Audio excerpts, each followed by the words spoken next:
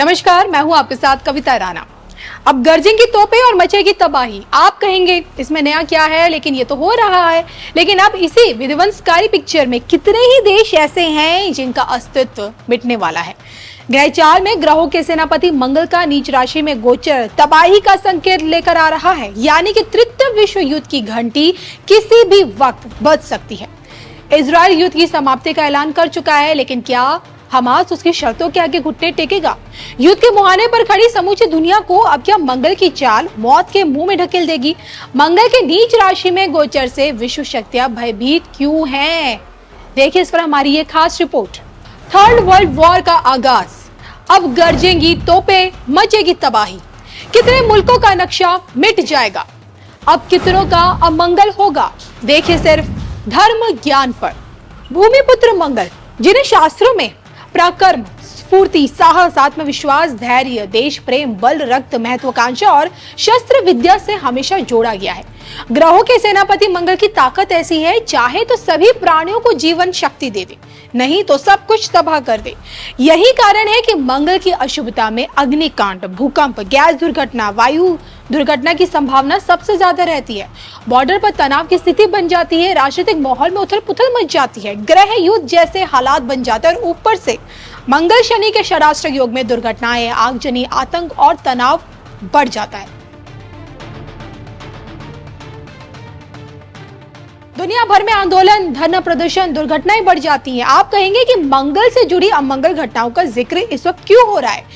इसके पीछे की वजह है 20 अक्टूबर से मंगल का अपनी नीच राशि कर्क में महाराशि परिवर्तन। जी हाँ, ज्योतिष की दुनिया में देखिए, जब जब मंगल अपनी नीच राशि में प्रवेश किए तो इसका विध्वंसकारी परिणाम पूरी दुनिया को भुगतना पड़ा। दरअसल देखिए, इजराइल, हमास और रूस यूक्रेन के बीच छिड़ी जंग रुकने का नाम बिल्कुल नहीं ले रही है। ना सिर्फ देखिए भारत, बल्कि कितने ही देश अपनी शांति दूत वाली भूमिका निभा चुके हैं, लेकिन हर कोई इस युद्ध को रोकने में नाकाम रहा।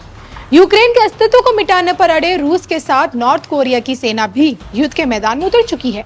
अब तक देखिए सन की तानाशाह किम जोंग उन हथियार, गोला बारूद के सहारे रूस की मदद कर रहा था, लेकिन अब उसकी ढाल बनकर खुद की सेना जंग के मैदान में वो उतार दिया है। दूसरी तरफ चारों तरफ से दुश्मनों से घिरा इजराइल, जो युद्ध विराम का ऐलान कर चुका है, लेकिन शर्तों के साथ। खुद सामने आकर इजरायली पीएम बेंजामिन नेतन्याहू ने इस बात की शर्त रख दी है कि हमास उसके बंधुकों को रिहा कर दे। 1 year ago, Yahya Sinwar, the terrorist chief of Hamas, launched the October 7th massacre against Israel. It was the bloodiest attack on the Jewish people since the Holocaust. It was the worst attack on the Jewish state since the founding of Israel. Sinwar's terrorists murdered in cold blood 1,200 people. That's elderly people, Holocaust survivors, children. They brutally raped women.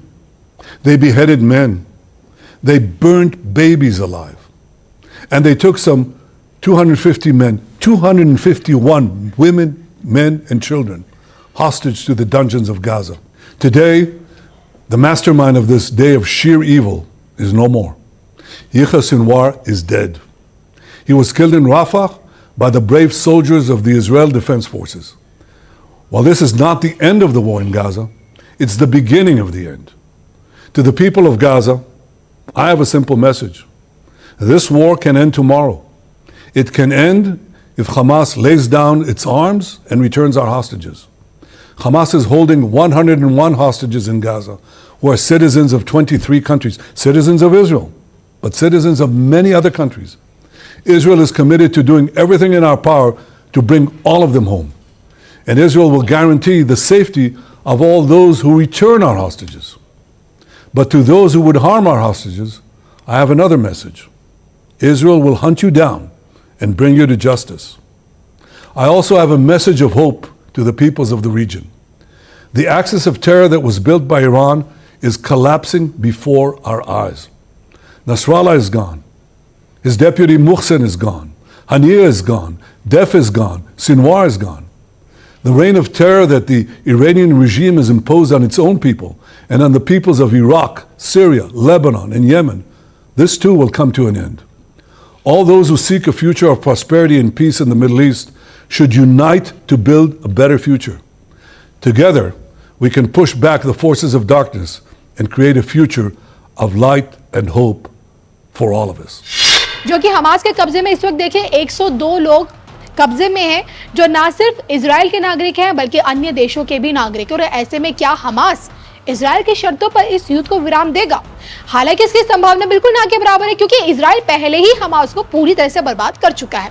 अब इन्हीं हालातों के बीच भीषण युद्ध की चिंगारी धधक रही है और जैसे इस चिंगारी को हवा लगेगी तृतीय विश्व युद्ध छिड़ जाएगा। और ऐसा होने की 100% संभावना मंगल के इसी राशि परिवर्तन में बताई जा रही है। ज्योतिषी की माने तो देखिए 20 अक्टूबर को मंगल कर्क राशि में, जो कि उनकी नीच राशि है, उसमें प्रवेश करेंगे और जिसके बाद से 21 जनवरी तक का समय पूरी की पूरी दुनिया के लिए खतरे से कम नहीं है।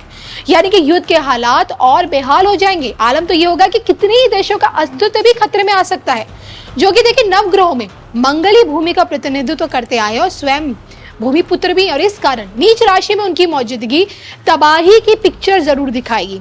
और ना सिर्फ इसका असर युद्ध के मैदान पर दिखेगा बल्कि भूकंप जैसी प्राकृतिक आपदाओं के आने की भी पूरी संभावना है।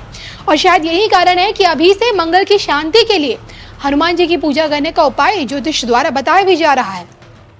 अब वैदिक ज्योतिष अनुसार देखिए ग्रहचाल में होने वाले यही परिवर्तन क्या विश्व पटल पर अन्य देशों को भी प्रभावित करेंगे? क्या आप इस पर यकीन करते हैं? और खासकर वैदिक शास्त्र को लेकर आप क्या सोचते हैं? वैदिक ज्योतिष को लेकर कमेंट करके बताइएगा जरूर।